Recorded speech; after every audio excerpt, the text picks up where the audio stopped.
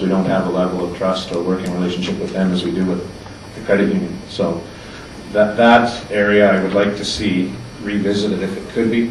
I think in those cases we would tend to call it a satellite office. Yeah, so a satellite or something like that I would have no problem with, but Right. a separate branch. You have our commitment to that. Okay. And I want to point out too, we requested a financial institution, and we requested a single institution, not a series of institutions. So this whole thing about there could be more on different parcels, it wasn't what we intended. Okay. It was a single institution to service the site with a drive-through.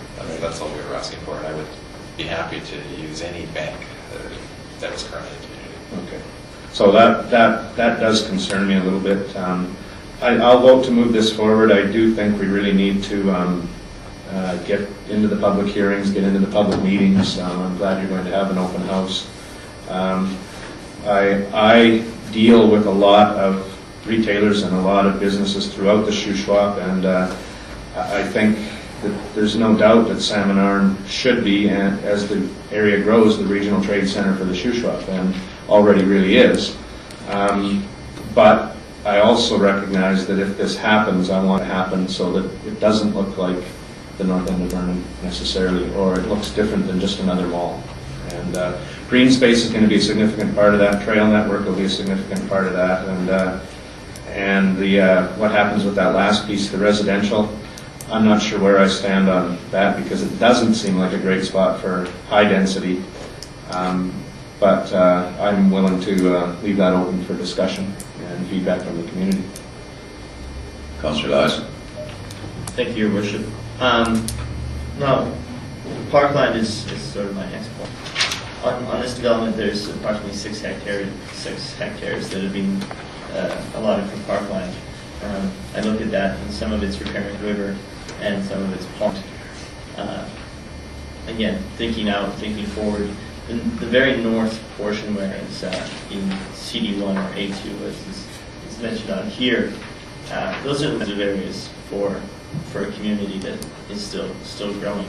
And if you go to Vancouver and you see that they're trying to get back their waterfront, communities like North Ave, I think it's important for us to consider that in any development. So if we do continue our foreshore trail, it's not just the 5-meter strip, but we actually do have parkland that is near the waterfront and can continue through. So I'd like that to be really looked at. When we've looked at other developments of this nature in the community, we've looked at 25% green space, not 10% as is allotted here. It would be important for you guys to go and reconsider that number as the public hearing goes forward.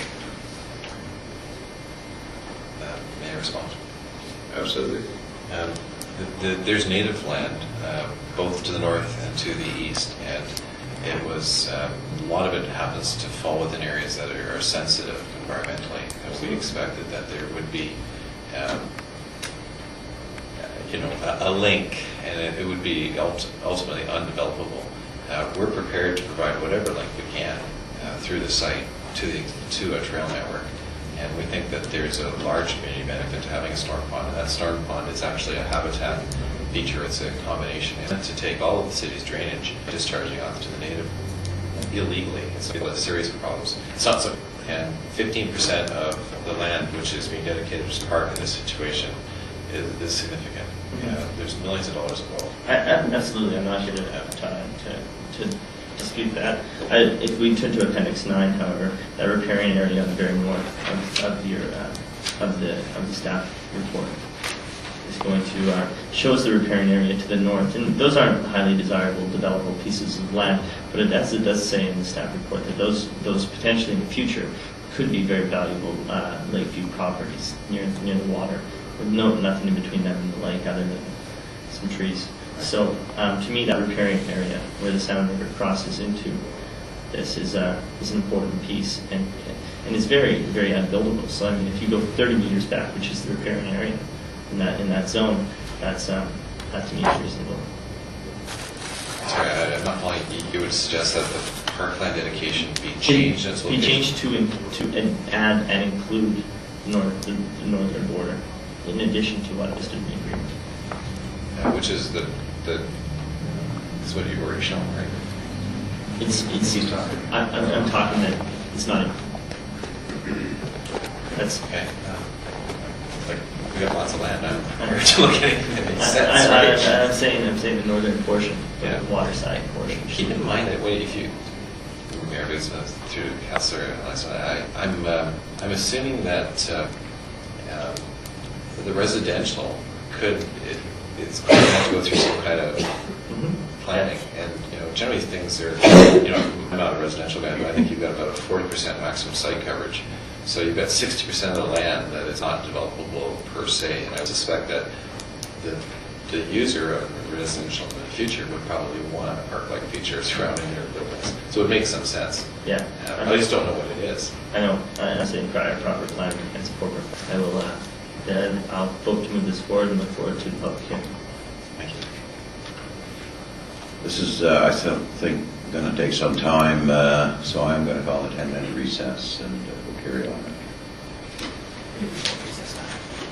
Thank you. For the benefit of the teacher.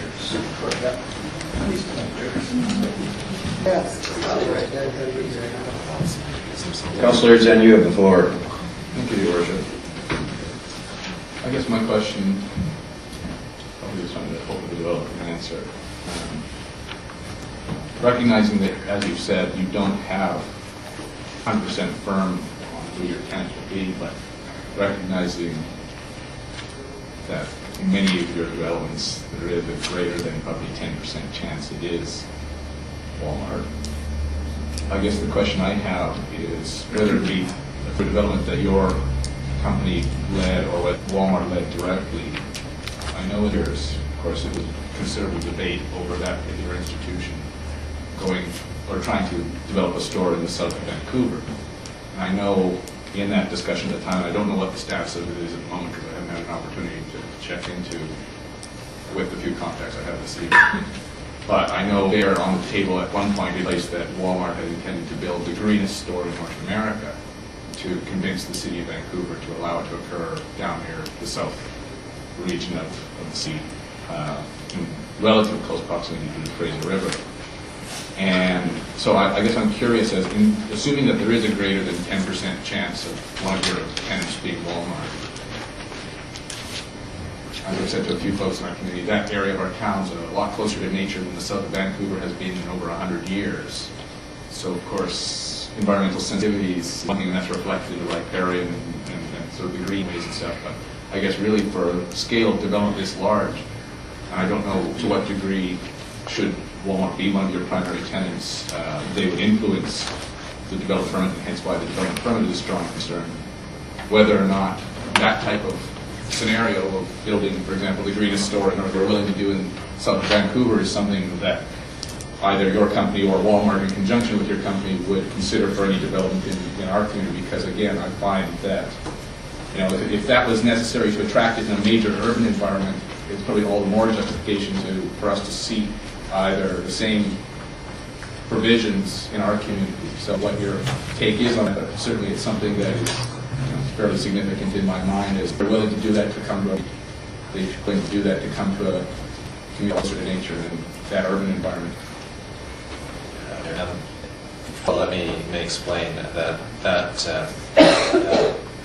yes, we did do the Southwest Marine store proposal for Walmart. It was what we call the Walmart Direct. So we were a development manager for Walmart. The Walmart's purchased that land. They have not applied for rezoning. There is, and I'm not really, but I think there's 3,500 Walmarts in North America or something like that.